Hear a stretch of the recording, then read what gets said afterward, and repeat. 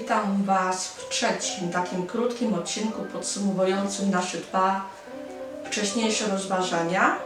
Nadal jesteśmy oczywiście w odcinku 32 Justa animuje.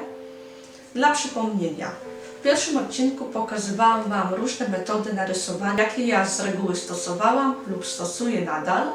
W drugiej części z tego odcinka przypominałam Wam o niezwykłych artystach, czyli osobach ze spektrum autyzmu.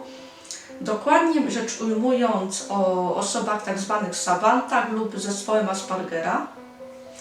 A dzisiaj, tak dla podsumowania, jeszcze jedno krótkie moje wspomnienie ze szkoły.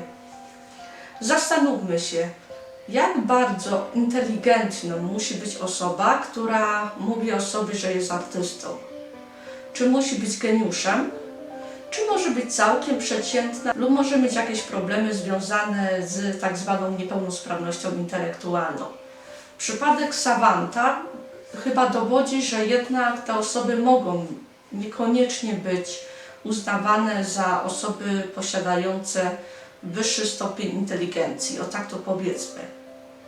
Ale jak wspomniałam, osoby ze spektrum autyzmu, niektóre mają wręcz inteligencję powyżej normy, mocno powyżej normy, tak zwani geniusze, byśmy powiedzieli. Co jednak decyduje o tym, że jesteśmy artystą? Mówiąc definicję artysta, możemy zastanowić się, czy jest to tak zwany artysta-rzemieślnik, czy artysta, który na przykład jest osobą lubiącą dzielić się niekoniecznie najbardziej wyszukanym warsztatem, ale mającym na uwadze swoje emocje.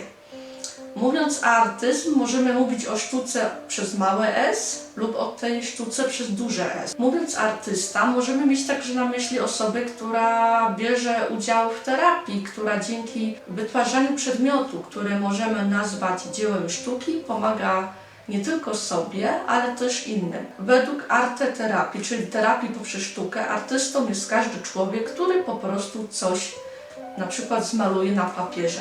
Chociażby ten scenariusz rysunkowy, który kto wie, może się odnosi do moich jakichś tam przeżyć, które miałam na swojej drodze życiowej.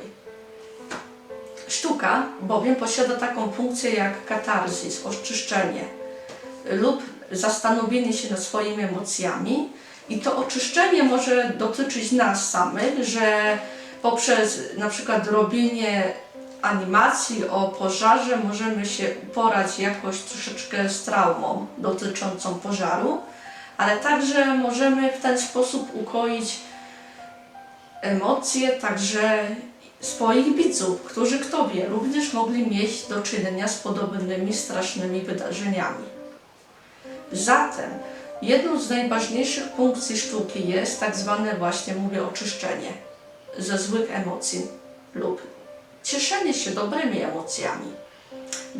Dlatego bycie artystą nie sprowadza się tylko do idealnego warsztatu, jako artysta-rzemieślnik, ale także artysta, czyli osoba, która opowiada o swoich emocjach. Więc teraz na koniec posłuchajcie Rysicy Urszuli, co ona sądzi o byciu artystą. My, dzikie koty, mamy wyższy poziom autoagresji. Jeśli nie będziemy na nikim odreagowywać, to same się szybko wykończymy. Tak, to jest bardzo dosadny fragment mojej nowej animacji, którą lada chwila zobaczycie na moim kanale YouTube. To jest scenariusz rysunkowy, który jest papierowym zapisem mojej nowej animacji i gdzieś na tych stronach jest dokładnie fragmencik animacji, który przed chwilą zobaczyliście.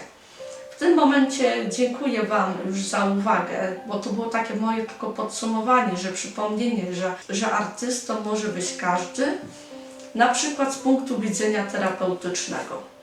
I widzimy się w kolejnym odcinku z cyklu Justa animuje, gdzie opowiem o czymś bardzo ciekawym.